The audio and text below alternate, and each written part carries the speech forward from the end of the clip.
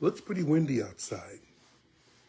Kind of reminds me of last year, unfortunately, right before the terrible destructive fires that hit this part of the country at this, not far from this type of year. And I'm still praying for those who have lost their homes and their possessions, and of course those who've lost their lives. I mean, those families of members of those who have lost their lives as they continue to recover. And it also brings to me a sort of a vigilance that, it can happen anywhere. But what I'm going to talk about at this particular moment, I'm actually going to break it up into two sessions, is how much narrative sometimes does not reflect reality.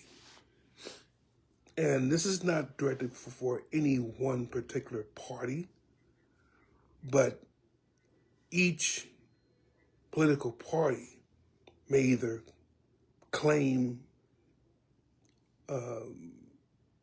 success of something for what it does, and then blame others for their failures. And what I really wanted to deal with is essentially inflation. And there's been stories about every single political party or one that's in power. We stopped this and the inflation's kept low, or they kept it very high, very, very high. And it's because of their policies. Well, that's only true indirectly, if at all. In many cases, inflation is often driven by factors that are beyond one's control. And no matter how one may think about it, or one may want it to be either the fault of someone or the credit of someone else, a lot of times the prices going up and down are very much based on if you've studied business, if you've got a business degree, you know this to be true. It's essentially supply and demand. Very simple. You have more supply, prices either drop or are less apt to rise. If you have less supply and more demand, prices rise precipitously, or they rise sharply. So let's kind of take what's happened over the last 5-6 years, or even 7 years. And this would mean also that those that were president during that time, you can see that their policies per se, if it's economic, didn't do very much. Now, maybe their policies in other areas may have affected this. Well, let's start off with 2016, 2017. The economy is growing at a nice clip. And of course, any president at that particular time who has been elected will probably claim credit for their particular stint when the economy grows. And in fact, let me go ahead and state this one thing. Every single president, for as far as I can remember,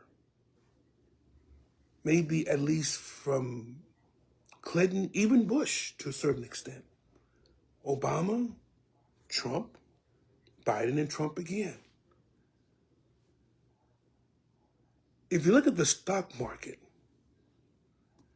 each presidency has had a point in which they've reached a all-time high. Is this magical? No, it's not magical. It's called growth of the economy. And if you look at it, even with Biden's administration, the economy, the stock market, and it could be Dow Jones, it could be the New York Stock Exchange, it could be NASDAQ, whatever. They've reached all-time highs. So the problem would be if in any one administration that the stock market does not reach an all-time high, then something's wrong. Go ahead and check it out for yourself. That in most administrations, especially over an 8-year period, definitely 4 years as well, the stock market has tended, by the end of their administration, to hit an all-time high. So under Obama, stock market hit an all-time high. After Trump, it hit an all-time high. With Biden, it hit an all-time high. And with Trump right now, it's hitting an all-time high. It's just the growth of the economy. You don't expect the economy to stay the same as it was in 1930. It's going to grow. If it does stay the same as it is in 1930, we're in bad shape. But there were two instances that essentially maybe the economy contracted a little bit and the stock market reflected that. 2 times, at least in our recent memory. Number one was I believe it's the real estate bubble had burst, or the time when people like Enron and all this, what do you call it? All this,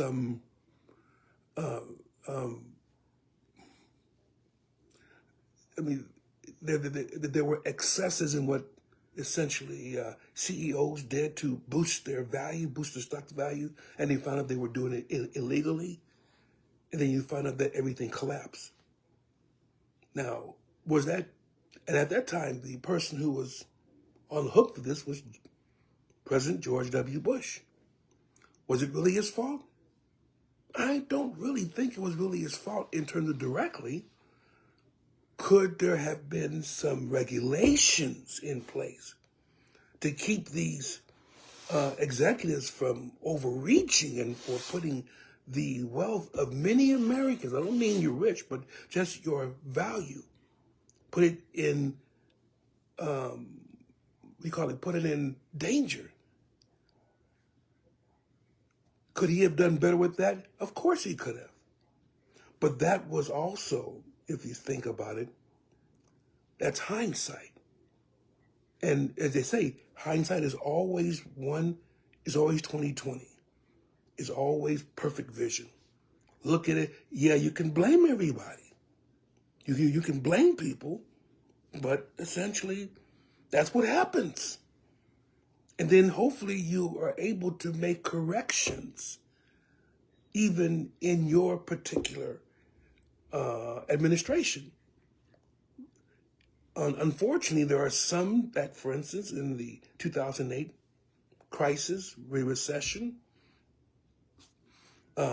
people were upset, and understandably so. Obama came on the picture, and his main thing was essentially to deal with the contracting economy at that time. Of course, when things went well, people overwhelmingly, Obama's a godsend. Oh my goodness. And Democrats were giving themselves pats on the back, and rightfully so. Just because the Republicans would have done the same thing, and rightfully so. And so so there were times when the prices would go up, maybe more than they wanted to. Maybe the economy didn't grow as fast as they wanted to. But in essence, it was pretty much a relatively smooth transition or smooth growth. Then came Donald Trump. And again, nothing really bad was on the horizon at this particular time. No one knew that there was going to be an infectious disease that would almost redline the entire world's economy. So he thought that essentially, well, and people say, well, essentially, they wish we had Obama, but maybe we should have gotten Hillary Clinton. The fact is that no one really knew. You just assumed that essentially the policies of one would have the economy grow faster. And being that Trump is a businessman, or purported to be, then we pretty much thought that he was going to keep going. And it did until, of course, COVID-19. Whereas essentially, because it was so infectious and spread so fast and put a lot of people in harm's way, and maybe more than 40 million people that died, but still 1 million that wouldn't have died otherwise, is not a laughing matter. It's a horrible thing. And the way that this country tried to resolve it was essentially everyone stay away from everybody else. Some people tried to say, no, you don't have to do that. Well, that was a thing in itself. Because it wasn't a hoax. COVID-19 wasn't a hoax. Over 1 million people dying from that disease was not a hoax. Millions more getting infected was not a hoax. People were genuinely afraid. And so the government finally, reluctantly, of course it started in other areas before, but they finally agreed, we can't risk people's health. So the economy was pretty much shut down. Of course, then you expect you expect it to go down. Understood. Now, as a result of that, because you don't have as much demand, prices also went down. You say, well, that's good. No, it's not if you're talking about a vibrant economy. Because a vibrant economy, the best you could do is even, maybe a small rise. That's the trick that we're trying to get to. You want a small rise, either even price or a small rise, not hyperinflation and not deflation. Because deflation means that you can't sell your product and you have to drop the prices in order for you to get something on what you've done. In fact, you lose money when you drop prices, meaning that essentially the economy as a whole contracts, as if what took place in the Depression in the early 1930s. Prices dropped, but no one could afford it because they were out of jobs. And so you had an economy that just tanked. Don't know how close we were to doing that in the 2019 to 2020, but we weren't that far from it. Now, in this type of uncertainty, now, of course, there's a reaction against that. So now Joseph Biden comes in, tells, well, because the current administration did not, They did not control the virus enough. They didn't tell people quickly enough to take certain precautions, and so therefore, essentially, it was their fault. Well, possibly, but again, hindsight is 100%, is 2020. So what happened with Republicans now happened with Democrats. So now, towards the end of the COVID scare, so to speak, Because more than a scare actually took place. But now, companies which kind of shut down their manufacturing and the production of various products now have to ramp up again. Now that also includes costs. You have to spend money to ramp back up your production. And now people want your product. And so now, after all this time, there's a pent-up demand that could not be satisfied because essentially, or couldn't really, not say satisfied, but this pent-up demand that really could not be realized because people were staying at home. And I remember that. I remember driving up and down the street, maybe trying to find something to eat, and there's nobody on the road at all. And it was absolutely scary to see. It was almost as if the whole town was deserted, although everybody was in their house. But there was nobody on the road. This was during times where it should have been, it should have been rush hour traffic. And there was nobody on the road. And nighttime, forget it. At 8 o'clock, you didn't see a car on the road for miles looking up and down the street. But now, of course, production begins to ramp up. People begin to want to buy. You got supply is not as great. Demand is up a lot. What do you think is going to happen? That's right. Prices rise, and prices rise by quite a bit. So if you say that inflation was the highest it's been in 30, 40 years, of course it has. The economy is trying to start. And they're trying to get their footing to try to put products on the market. And people are demanding more and more and more. So of course, the prices of things are going to rise. To put it upon one person or one party is essentially devious, to say the least. But that's what happened. Now, eventually the rate of inflation went down, but the damage has already been done. And of course, people seeing the higher prices, not really realizing that they're measuring against an economy that was almost defunct when COVID-19 raged. But now it's beginning on more solid footing. People are demanding more oil. Of course, the oil prices rise. Demanding more food prices rise. Not to mention that at certain times that there may be a disease in the flocks of chickens. There may be essentially something that takes place with the growing of certain crops. Or the weather takes place and essentially destroys, for instance, the hurricanes that came through, destroyed many crops. What's going to happen then? The supply is less. That's right. Prices rise up. It just happens that way.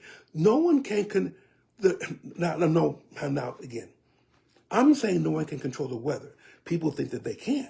There's certain people that you can shoot lasers from space and so on. No, but eventually you really can't control the weather. It's God that does it. You just have to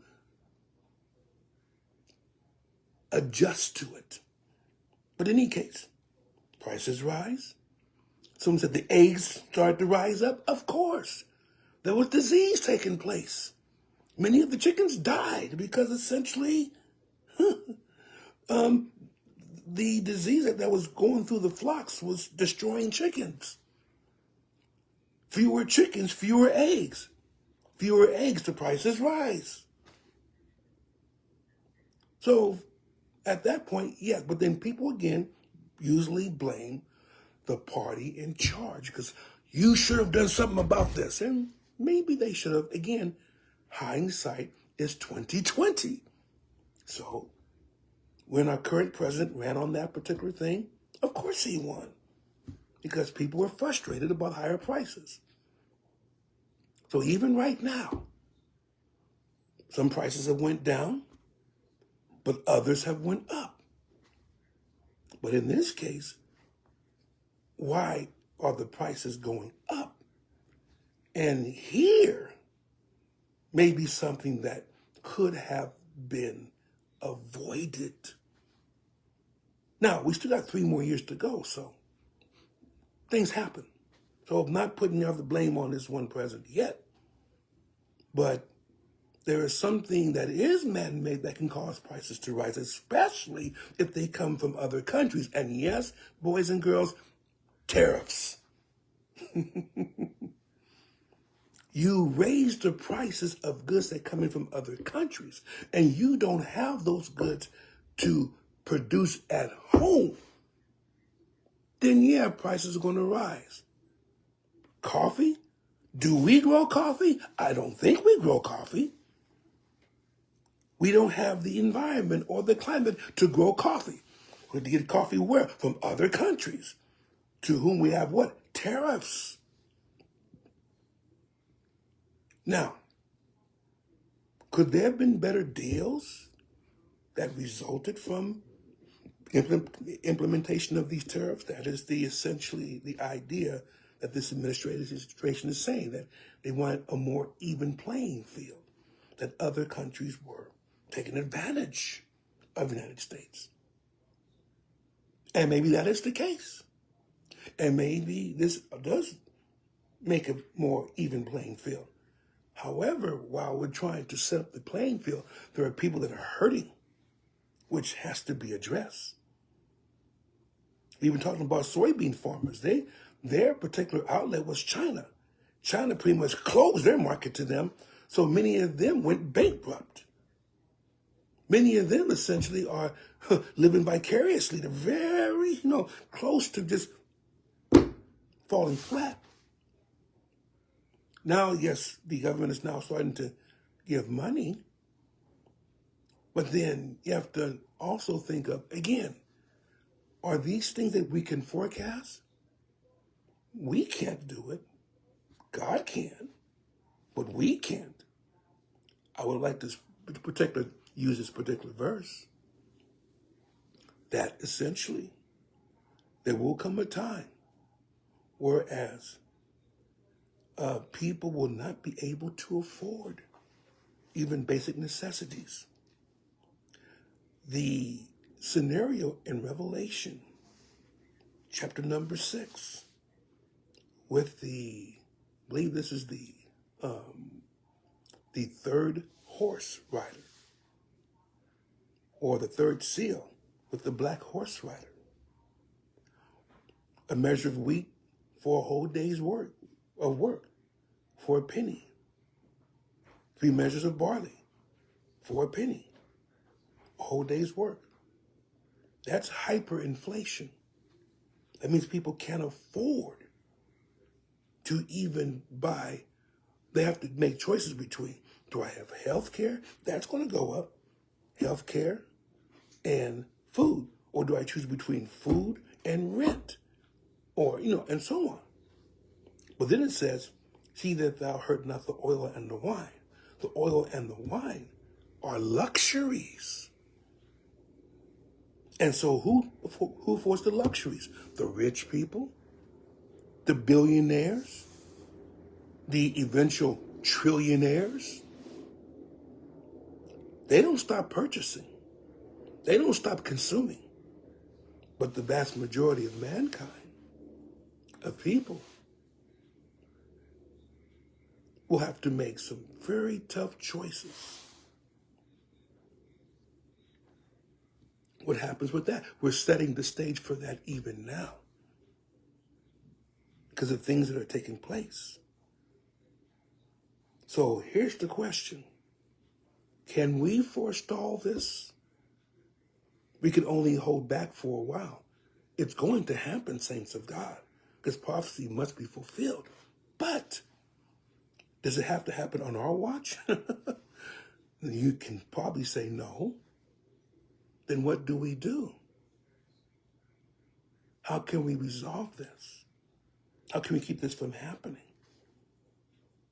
That's something I think that both the Democratic and the Republican parties must come together and figure out some way to head off disaster for this country. Am I saying over the next 2-3 years it's going to be disaster? No, I'm not saying that. But eventually it will. And it'll be bigger than any one party can handle. But just know that history shows that people blame the party in charge when their finances go short. But that does not mean that the party in charge is directly involved in lifting prices, putting down prices, unless you just put a straight price cap or a price floor, which is artificially propping up prices or holding down prices, which lead to its own set of problems. In any case, what do you think? Again, thinking not only from an economist's point of view, but also thinking from a saint's point of view, that the marching inflation is not going to be erased. Just wanted to say one thing. Nothing can be dropped more than 100%. No matter what anyone says, nothing in this world can be dropped by more than 100%. Only time that happens is in your math books where you deal with negative numbers. But reality does not operate in negative numbers. God bless you. Love you all. Hopefully you understood what I was trying to say. Not blaming any party per se, except indirectly things may have happened. You can go from there.